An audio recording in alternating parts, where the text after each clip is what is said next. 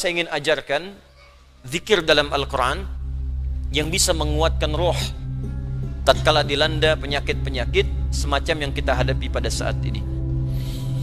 Satu, jika kita tidak tertimpa dengan penyakitnya, tapi khawatir itu hadir di lingkungan kita, maka diajarkan doa oleh Al-Quran terkait doa yang pernah dibacakan Nabi Ibrahim alaihissalam. Salah satunya terdapat di Quran surah ke-26 Asy-Syu'ara ayat ke-80. Wa idza maridtu fahuwa yashfin. Wa idza maridtu fahuwa yashfin. Singkat, padat. Wa idza maridtu fahuwa yashfin. Kalaupun aku sakit, apapun penyakitnya, pasti Allah akan menyembuhkan. Saya ulang ya. Wa idza maridtu fahuwa yashfin. Kalaupun aku ditimpa penyakit, apapun penyakitnya, pasti Allah sembuhkan. Ini bentuknya fi'il madhi tapi maknanya mudhari.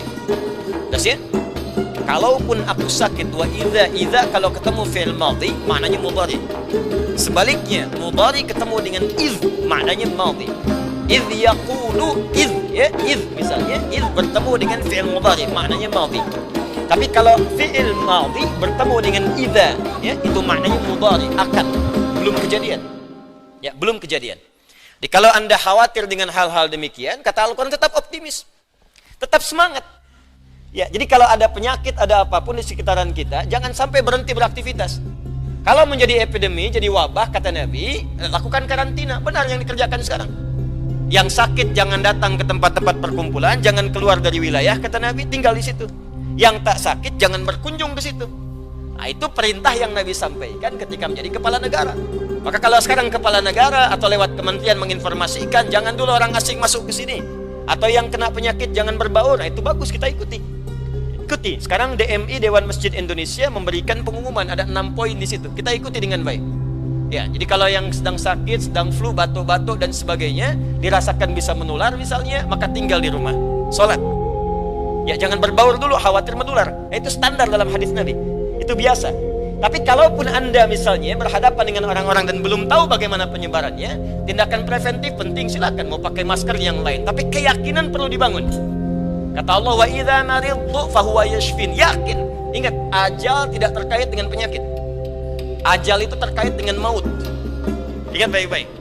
Ajal terkait dengan maut, bukan dengan penyakit. Ya. Belum tentu Anda ditimpa penyakit langsung meninggal, belum tentu. Karena banyak orang sehat pun wafat seketika. Jadi gak ada kaitan penyakit dengan kematian. Ingat ya, kematian terkait dengan ajal. Quran surah ke-7 ayat 24. Walikulli ummatin ajal. Setiap umat ada batas waktu hidupnya. Fa idza jaa ajaluka la yastakhiruna sa'atan wa la yastaqdimun. Kalau sudah tiba ajalnya, maka tak bisa Anda mohon dimajukan, tak bisa pun dimundurkan. Nah, ayat ini ingin mengatakan, sudah kalau mau itu urusan Allah. Mau dengan kematian, mau dengan mau dengan penyakit, mau dengan yang lainnya, kalau tiba ajal yang meninggal. Kalau belum tiba, ya nggak akan wafat. Makanya nggak usah terpikir bunuh diri, nggak ada kerjaan. Ya. Minum Baygon misalnya 1 kontainer, ya kalau belum tiba ajalnya nggak akan wafat. Ya, jelas ya. Dan kalaupun sedang sakit, jangan dikait-kaitkan dengan kematian. Mungkin yang nengok meninggal duluan. Bisa jadi begitu. Atau dokter yang mengobati wafat duluan. Mungkin terjadi. Karena itu kalaupun Anda kemudian misal ada vonis dari dokter, Anda terkena, Anda suspek, Anda macam-macam, tidak. Jangan simpulkan dengan hal-hal yang kecil dulu. Ketika Anda simpulkan, dekatkan dengan kematian, justru itu akan menurunkan imun Anda sehingga kekebalan tubuh itu semakin menurun. Kuatkan. Ya, wa idza maridtu fahuwa yashfin. Kalaupun saya sakit, Allah pasti akan sembuhkan. Tapi jaga diri baik-baik dengan hal-hal yang tadi diisyaratkan. Yang kedua, kalau Anda terkena penyakitnya dan divonis menjadi bagian dari ahli penyakit itu, misal yang sekarang terkena misalnya kena corona atau kena yang lain, kena cancer, kena macam-macam, maka Allah ajarkan zikir yang selanjutnya yang bisa Anda bacakan, tapi tolong dibacakan dengan penuh keikhlasan dan permohonan kuat kepada Allah Subhanahu wa taala. Saya akan gabungkan 3 surah sekaligus.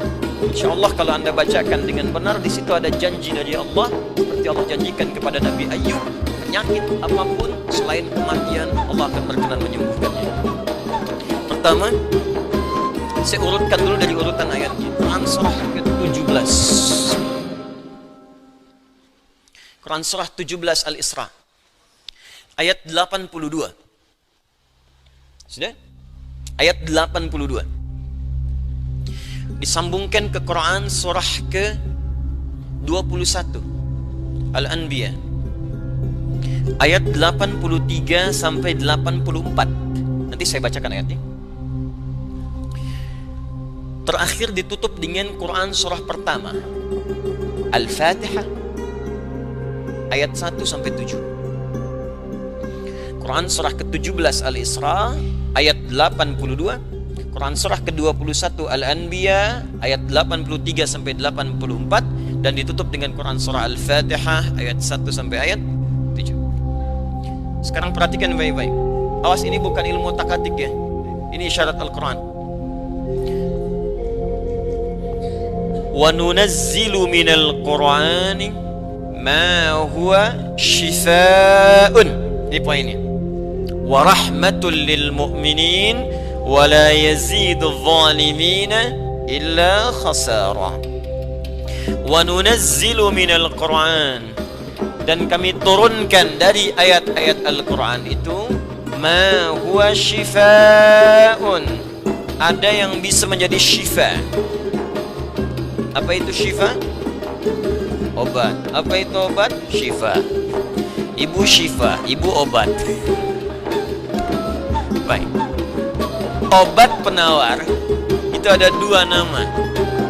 Seperti penyakit pun ada dua nama. Satu, obat bagi penyakit fisik yang standar, disebut dawa namanya, dawaun. Penyakitnya daun, obatnya dawaun.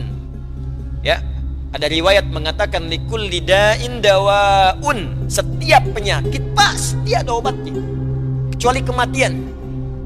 Ya, kecuali kematian. Selain kematian, kata Nabi, ada obatnya. Ya, kalau kita mau kreatif, kita dapatkan analisis, dapatkan hadis. Ya, likulli da'in dawaun. Da itu penyakit fisik. Ya, pusing, sakit perut, sakit gigi, macam-macam. Kata Nabi, Anda kreatif, dapat obatnya. Obat untuk fisik ini disebut dawa namanya. Ada yang kedua, disebut dengan maradun. Maradun. Marad itu lebih kepada penyakit hati, penyakit jiwa, roh. Ini Quran surah kedua Al-Baqarah ayat 10. Fi qulubihim marad fazadahumullahu marada. Ada orang-orang munafik yang kena penyakit. Fisiknya sehat, kuat, ke masjid nomor 1, saf pertama dia. Cuma di hatinya ada penyakit. Ya, masuk masjid nyanjung Nabi, keluar masjid mencela Nabi. Nah, itu penyakit, hati-hati. Masuk masjid nyanjung-nyanjung, keluar mencela-cela. Di depan berkata baik, di belakang menjelek-jelekan. Nah, itu sakit. Itu sakit tuh. Apa penyakitnya? Marad. Obat penyakit hati ini, maka namanya bukan dawa, tapi disebut dengan syifa. Syifa. Syifa'un. Tahan, pelan-pelan. Kalau ada orang iri hati, orang dengki, mohon maaf, orang terkena penyakit hati yang lainnya, maka obatnya tidak akan pernah ditemukan di apotek atau di rumah sakit tertentu. Silahkan Anda datang ke Kimia Farma, datang ke apotek-apotek yang Anda dapatkan di sekitaran, Century dan sebagainya. Tanyakan, ada nggak obat penyakit hati? Ada nggak obat iri hati? Ada nggak obat dengki? Nggak akan ditemukan. Kenapa? Karena mereka khusus menangani penyakit-penyakit fisikal, disebut dengan daun. Tapi kalau syifa, maka ini erat kaitannya dengan penyakit yang pertama ini, penyakit hati. Di mana ditemukannya? Kata Allah, wa nunazzilu minal Qur'an. Solusinya ada dalam Al-Quran. Maka nanti Allah turunkan beberapa amalan-amalan yang saat dikerjakan amalan itu bisa menghikis, menyembuhkan, bahkan menghilangkan penyakit-penyakit hati. Cari ayatnya. Maka Anda akan temukan kalimat-kalimat dalam Al-Quran, ayat-ayat bimbingan. Ini obat untuk menghilangkan malas, ini obat untuk menghilangkan iri hati, bahkan ini mencegah penyakit dengki. Kalau ada orang sekitaran dengki dengan kita, bacakan ayat ini, turun surah Al-Falaq. Kalau ada orang munafik, bacakan surat yang ini. Kalau ada orang ini, bacakan surat yang ini. Nah, pencegahan-pencegahannya, obatnya, ditemukan bagiannya di Al-Quran. Tapi syifa juga memiliki makna yang kedua. Dia adalah obat bagi penyakit fisik yang sudah sulit ditemukan obat dan penawarnya. Kalau dokter sudah mengatakan, sudah ini nggak ada obatnya, ini belum ditemukan penawarnya, maka Allah turunkan kemudian beberapa ayat dalam Al-Quran berupa zikir-zikir tertentu yang kalau dilakukan dengan benar maka melahirkan penawar yang tidak ditemukan secara fisikal. Apa diantaranya? Yuk kita bacakan Quran surah ke-21 Al-Anbiya ayat ke-83 sampai 84. Kenal Nabi Ayub? Bagus. Ada yang kenal di sini. Baik. Bukankah ujian Nabi Ayub salah satunya kena penyakit fisik? Bukankah ujian Nabi Ayub alaihissalam salah satunya kena penyakit fisik? Ya. Pertama ujian harta, habis semua asetnya. Yang kedua ujian keluarga, wafat semua anaknya. Yang ketiga ujian fisik.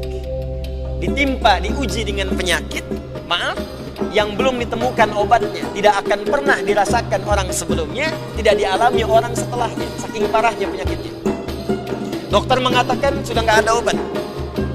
Orang mengatakan secara klinis mustahil sembuh, nggak ada obatnya. Maka apa yang dikerjakan oleh Nabi Ayub alaihissalam? Ingat, ini pesan dari Al-Quran. Ada isyarat begini, ketika manusia mengatakan, makhluk mengatakan ini mustahil, itu tanda pertama dari Allah supaya langsung kita diminta untuk memohon kepada Allah subhanahu wa ta'ala. Jadi kalau ada orang mengatakan ini nggak bisa, itu langsung tanda langsung dari Allah supaya tinggalkan pendapat makhluk, minta kepada Khalik. Itu poinnya. Makanya seringkali ujian penyakit itu diantaranya mendorong kita untuk mendekat kepada Allah. Jadi kalau Anda diberikan penyakit sampai parah, nggak menyebut nama Allah juga, perlu dikasih apa lagi supaya ingat sama Allah? Jadi kalau diberikan yang paling parah, nggak sempat menyebut nama Allah juga, Anda perlu dikasih apa lagi? Karena itu seringkali ujian itu, kata Nabi, jika Allah mencintai seorang hamba, diberikan ujian supaya dekat dengan Allah. Innallaha idza ahabba 'abdan ibtala. Allah itu kalau sudah cinta dengan seorang hamba, diberikan ujian supaya ingat, nyebut. Mungkin sebentar lagi wafat, sebut nama Allah, dekatkan diri dengan Allah. Makanya maaf ya, nikmat kesehatan itu berharga ketika sakit. Ya, syukur nikmat itu datang ketika sakit.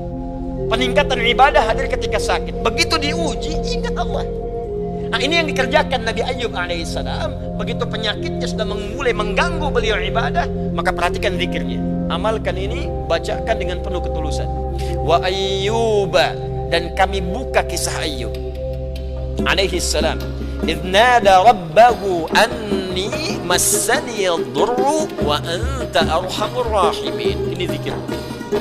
Anni massani ad-durru wa anta arhamur rahimin. Anda boleh bacakan dari sini. Ya, anni massani ad-durru wa anta arhamur rahimin. Allahumma anni massani ad-durru wa anta arhamur rahimin. Allahumma anni massani ad-durru wa anta arhamur rahimin. Dalam tahajud Anda mohon kepada Allah. Yang divonis misalnya matanya sulit sembuh, yang divonis misalnya ini penyakit gak mungkin sembuh, yang divonis kanker macam-macam, minta Allahumma anni massani ad-durru wa anta arhamur rahimin. Ya Allah, penyakit ini sudah mulai mengganggu saya untuk bisa fokus ibadah kepadamu. Ini kuncinya. Jadi kalau bacakan ayat ini, arahkan ke kepentingan ibadah. Jangan cuma minta sembuh. Sebab yang pengen sembuh pun banyak.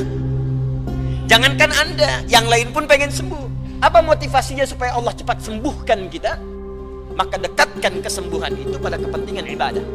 Minta, ya Allah saya pengen sholat, berikan kesembuhan pada kaki saya untuk bisa melangkah. Ya. Ini peserta karantina Al-Quran, mungkin sebentar lagi akan datang kisahnya. Ada salah satu matanya yang gak berfungsi, divonis gak bisa melihat. Gak bisa melihat salah satunya. Dia ikut karantina. Dia baca Quran dengan tulus, dia berdoa kepada Allah. Sekitar 2-3 hari yang lalu, tiba-tiba dia masuk kamar mandi, dapat cahaya, terbuka, melihat semua. Sekarang matanya bisa melihat normal dua-duanya. Minta, Allahumma anni masanni yadur wa anta arhamur rahimin. Sebentar.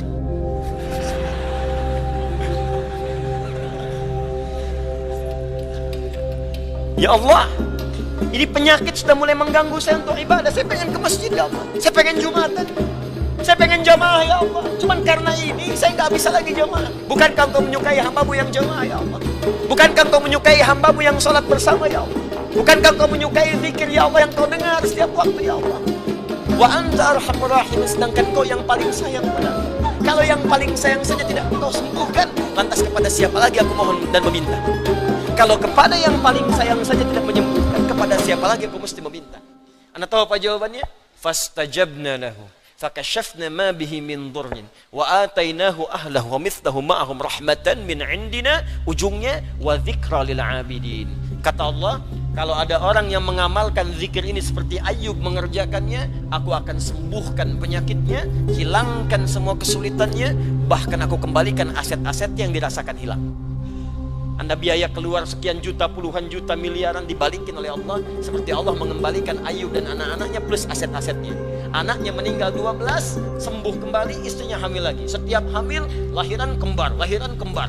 Lahiran sampai 12 kali, anak 24. Aset balik semuanya. Terakhir, bacakan surah Al-Fatihah dengan benar, karena Al-Fatihah disebut langsung juga oleh Nabi SAW sebagai syifa, seperti pernah kepala suku saya kisahkan di pertemuan awal, tersengat kala jengking dan medis mengatakan tidak mungkin sembuh, diruqyah kemudian dibacakan itu dan Allah berikan kesembuhan. Wallahu a'lam bissawab. Ini bagian dari ikhtiar ruh, bukan bagian dari pendekatan obat fisik. Dan semoga dengan itu Allah memberikan ketenangan, kemudahan, dan menghilangkan segala kesulitan di sekitaran kita insya Allah.